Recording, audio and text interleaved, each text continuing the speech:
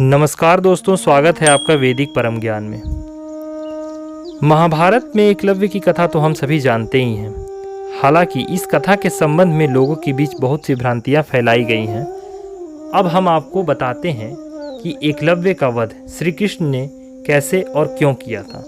महाभारत काल में प्रयागराज के तटवर्ती प्रदेश में सुदूर तक फैला श्रृंगवेरपुर राज्य निषाद राज हिरण्यधनु का था। गंगा के तट पर अवस्थित श्रृंगवेरपुर उसकी राजधानी थी। एक मान्यता के अनुसार एकलव्य श्री कृष्ण के चाचा का पुत्र था, जिसे उन्होंने निषाद राज के जाति के राजा को सौंप दिया था।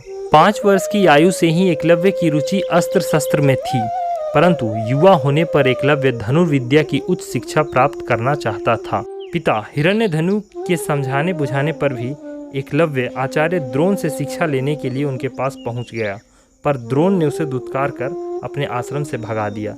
इसके बाद एकलव्य ने द्रोण की मूर्ति बनाई और उनके समक्ष अपनी धनुर्विद्या का अभ्यास करने लगा और कुछ समय उपरांत एक कुशल योद्धा बन गया, जो अर्जुन को भी मात दे सकता था। परंतु छल से आचार्य द्रोण ने उससे उसके अंगूठे का दान मांग लिया, ताकि वह अर्जुन से श्रेष्ठ ना बन सके। अंगूठे का दान करने के बाद एकलव्य अपने राज्य वापस लौट आया था और अपने पिता की मृत्यु के उपरांत वहां का राजा बना था। विष्णु पुराण और हरिवंश पुराण के अनुसार एकलव्य अपनी विस्तारवादी सोच के चलते जरासंध से जाकर मिल गया।